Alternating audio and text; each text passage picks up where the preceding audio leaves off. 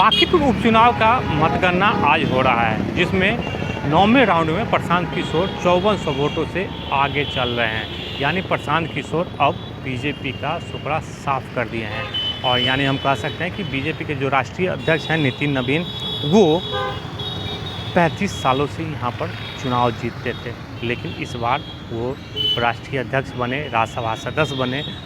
उसके कारण बांकीपुर में उपचुनाव हुआ।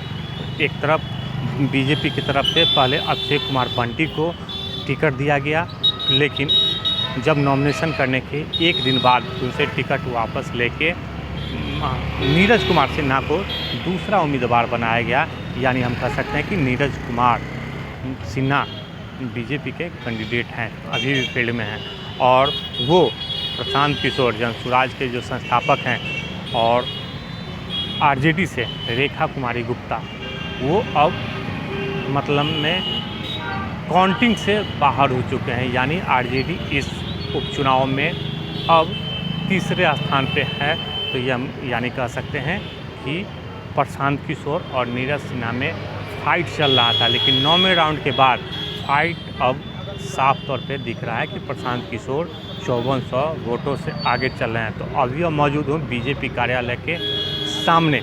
यानी बीजेपी कार्यालय में सन्नाटा पसर गया है, जो सुरक्षा के कड़े इंतजाम कर दिए गए हैं। और अंदर की आपको हम दिखा रहे हैं कि अंदर में कैसा माहौल है, वो भी आपको हम दिखाएंगे। लेकिन बाहर में जो सुरक्षाकर्मी हैं, जो पुलिस के जवान हैं, यहाँ पर मौजूद हैं कि किसी भी तरीके से कोई लोग उपद्रव मचाता है तो उसको कंट्रोल किया जा सकता है। लेकिन अंदर की तस्वीरें आपको दिखा रहे हैं कि जबकि यहाँ पर सुबह सुबह ही बड़े बड़े नेता रहते थे, विधायक रहते थे, लेकिन यहाँ पर आपको हम दिखा रहे हैं कि बीजेपी कार्यालय में पूरा सन्नाटा पसरा हुआ है। और सन्नाटा पसरने के बाद हम यह कह सकते हैं कि यहाँ पर पुलिस बल अंदर में भी तैनात हैं।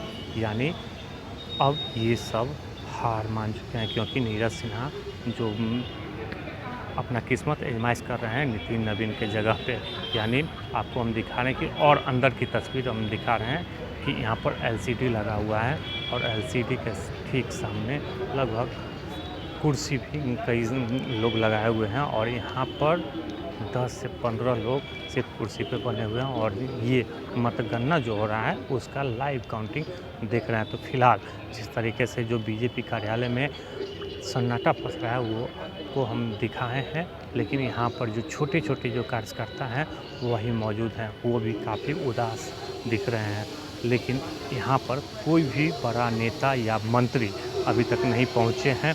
तो फिलहाल हम कह सकते हैं कि जिस तरीके से पहली बार बिहार में बीजेपी की सरकार है, यानी सम्राट चौधरी सरकार है, और उपचुनाव हुआ और उपचुनाव में ही वो एक सीट गंवाते हुए नज़र आ रहे हैं। तो फिलहाल हम जिस तरीके से कह सकते हैं कि बीजेपी की सरकार रहने के बावजूद भी बीजेपी एक सीट गंवा दी है, वो भी राष्ट्रीय अध्यक्ष, जो बीजेपी के राष्ट्रीय अध्यक्ष हैं उनका जो इलाका था वो गंवाते हुए बीजेपी फिलहाल यहाँ पर नज़र आ रही है।